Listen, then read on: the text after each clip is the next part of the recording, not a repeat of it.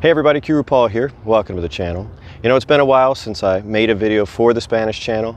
Just been busy making content for my main channel, 2Expats Mexico, and I've been traveling the last few weeks around Mexico, but right now, back to normal, so back making videos. In today's video, I want to share some tips for those folks who are learning Spanish and maybe you're frustrated because you're having trouble translating fast enough in your head. One of the tips that I give people is when you're learning constructions in Spanish, you should try to look for constructions that mirror what you typically say in English. Because at first, you're not thinking in Spanish. You're going to be thinking in English and translating in your head, and that's going to go on for a while. So if you choose constructions in Spanish that would be the equivalent of what you tend to say in English, you're going to be able to translate much faster. I'm going to show you what I mean. For example, I use the word so a lot in English, a lot. I use it in a couple different ways. I might say, hey, you know, it's raining today, so I'm going to stay home. I don't have to get up early tomorrow, so I thought I'd make a video, that kind of thing. I also use so with purpose. I go to work every day, so I can have enough money to go on vacation. Or I brought my wife some flowers, so she wouldn't be angry with me anymore. As a result of that, I tend to use Spanish equivalents of so quite often in my Spanish. Now, doing that in Spanish is more complex, because in English I'm just using one word, right? So, and I'm plugging it into different circumstances. But in Spanish, it's gonna change depending on what kind of so I mean, if there's a subject change in the sentence, and some of these sentences are actually gonna require the subjunctive. You didn't think I was gonna do a video without talking about the subjunctive, did you? Like I've said many times, the subjunctive is the keystone to learning Spanish, and it's something even intermediate level students tend to skip. You know, they just say, that's not that important in English, so how important could it be in Spanish? Oh, it's super important. You'll see as we go through these. So let's work through the different ways that we would translate the word so. The first one I talked about is like, it's raining, so I'm gonna stay home. Now the best equivalent for that would be así que. Así que. We'll start with that first part. It's raining, está lloviendo. So, así que, I'm going to stay home. Me voy a quedar en casa. Or I could say, voy a quedarme en casa. Spanish has more flexibility with word order. Translating this type of so isn't that difficult, right? Let's do another one. Today I don't have to work, so I'm gonna go to the beach. Hoy no tengo que trabajar, así que me voy a la playa. Or you might have just had, voy a la playa. Whether to choose between just ir and irse is kind of a fear. For example, if I say, voy a la playa, I'm like, I go to the beach or I'm going to the beach, it's context. If I say, me voy a la playa, it's like saying, I'm going off to the beach. So in sentences like this, it's really a subtle difference, so you can go either route on that. Now, this sentence is going to be more complex. Although the car is old, it's big enough for the whole family, so I don't want to sell it. This is still the same type of so. Now I'm going to give you a hint on this. If you watched my video on lo suficientemente plus adjective or adverb, that needs to go in here. If you didn't and you have no idea what I just said, you should probably watch that video after this one. Aunque el coche es viejo, es lo suficientemente grande para toda la familia, así que no quiero venderlo.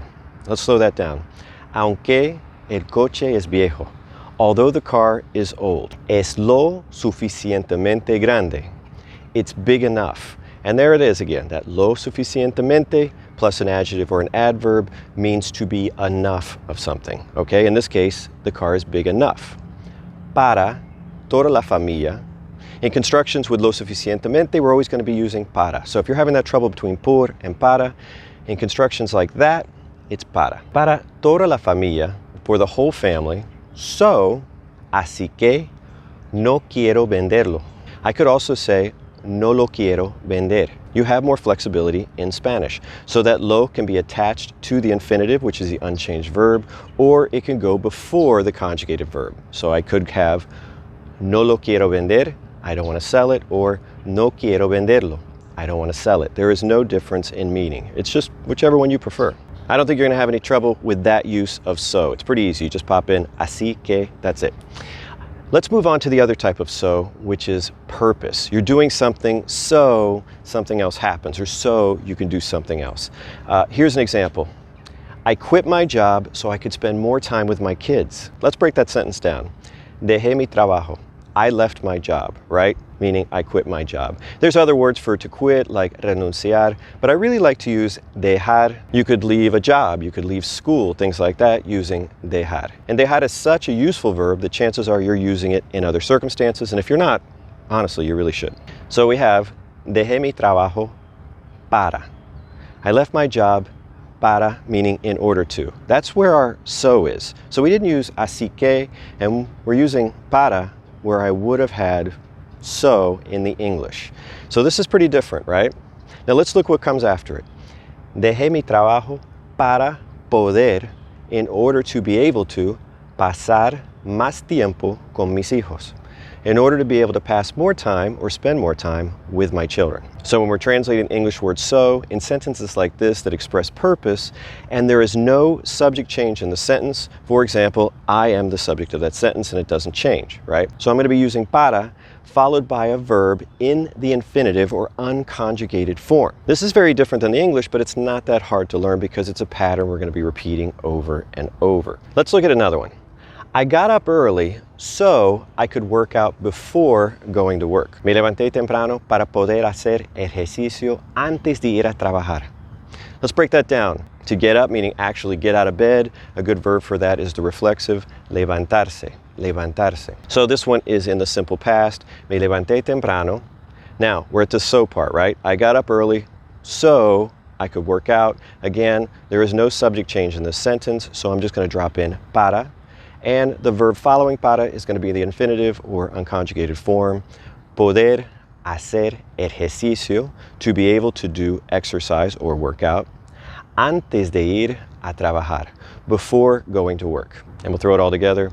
Me levanté temprano para poder hacer ejercicio antes de ir a trabajar. So that's not too difficult, right? Now you might be asking yourself, I thought you were talking about the subjunctive. I haven't seen the subjunctive, Paul. Well, it's about to make an appearance because if we want to translate English sentences with so that express purpose, but there's a subject change in the sentence, we're going to need the subjunctive. It's going to come in here. And these sentences can get pretty complex. I'm going to give you an example of one of those sentences. I save money so my wife and I can go away on vacation twice a year. Now there's a subject change there, right? In the first part, I save money, I'm the subject. So then we have our so, my wife and I can go away on vacation, meaning we. So I have I and we, two subjects in the same sentence, and they're going to be separated by that English word so. So the way we're going to express that in Spanish is going to be very similar to our other construction, where we're going to use para, but we're also going to put in another word, que, plus the subjunctive. When I say plus the subjunctive, I mean that the verb in the next clause after so needs to be conjugated in the subjunctive. Let's just break this one in sections because it'll be the easiest way for you to see how this works. I save money. Ahorro dinero. Ahorrar is a good way to save money. Now, if you're saving people, things like that, that would be salvar. So we have ahorro dinero. I save money. So my wife and I can do something. We need to use para qué. We know we drop that in. That's our so. Then we have my wife and I. I'm going to use mi mujer y yo, which is literally my woman and I, but it is a common way to say your wife. You don't normally hear people say esposa. It sounds really formal. So I'm just going to stick with mi mujer y yo. So we have ahorro dinero para que mi mujer y yo. Now we got to do this. Our verb is going to be poder, right, to be able to, but we're going to have to conjugate it in the subjunctive. This sentence is in the present tense, so we're going to go the present subjunctive, and that is going to be podamos, podamos. Now, if it was the present indicative or the plain old present tense, it would be podemos. This is podamos. I do have a video about how to conjugate in the present subjunctive. I'll put a link to it in the description portion of this one. And that's just going to show you like how to actually do the mechanics, but not when to do it. That's what we're covering now, when to do it, right? So after that, we just kind of plug in the rest, right?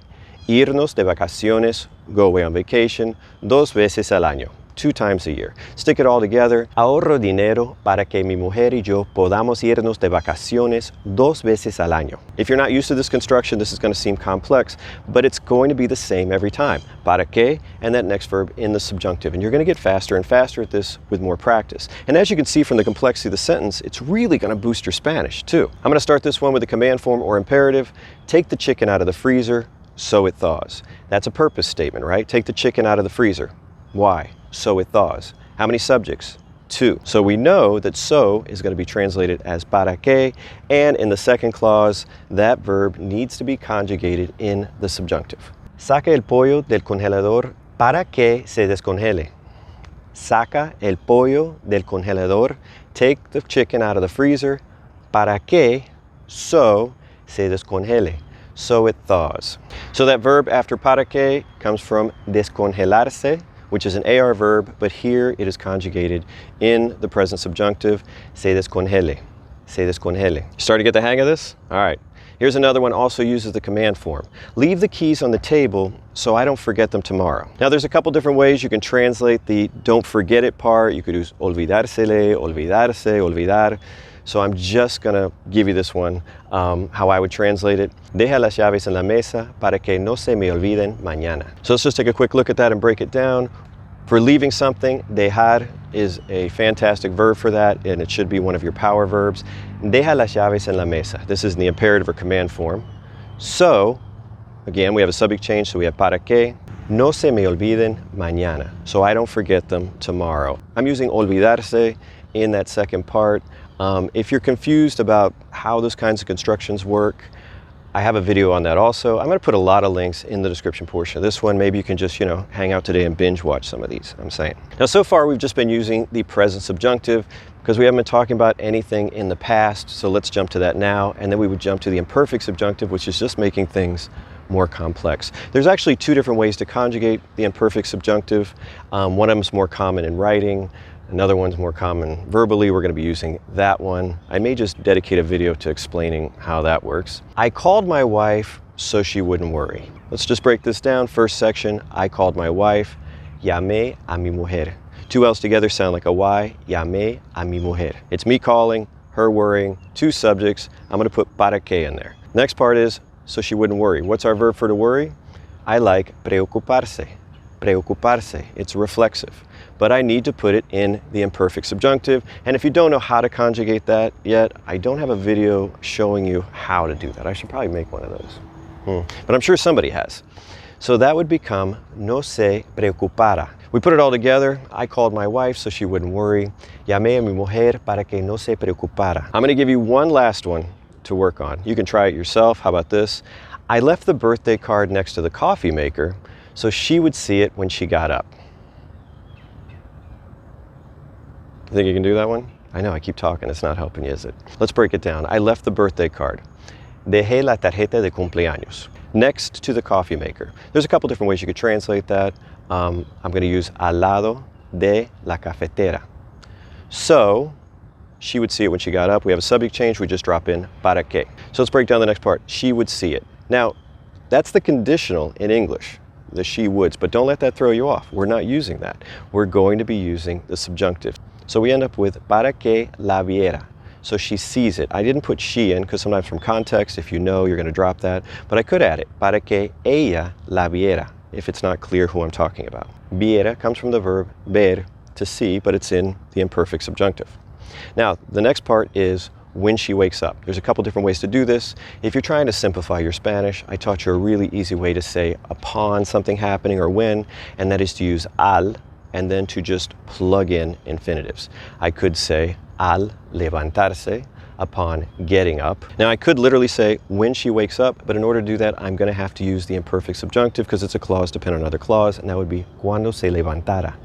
Cuando se levantara. You can see that these sentences can get complex pretty quickly, but hopefully you can also see that without knowledge of the subjunctive, both when to use it and how to conjugate it, your Spanish is really going to be lacking. There's going to be so much that you can't say. Let's get back to the sentence, put it all together. Dejé la tarjeta de cumpleaños al lado de la cafetera para que la viera al levantarse, or cuando se levantara. Normally I would say piece of cake, but that probably wasn't a piece of cake for a lot of folks. I'm trying to make lessons that appeal to people at different skill levels. For example, if you're a beginner, you're like, oh, I kind of like that así que thing, and how to make some simple sentences with purpose that don't involve a subject change. And for you folks who are more intermediate, you're like, wow, the whole subject change with purpose, and I have imperfect subjunctives and all this.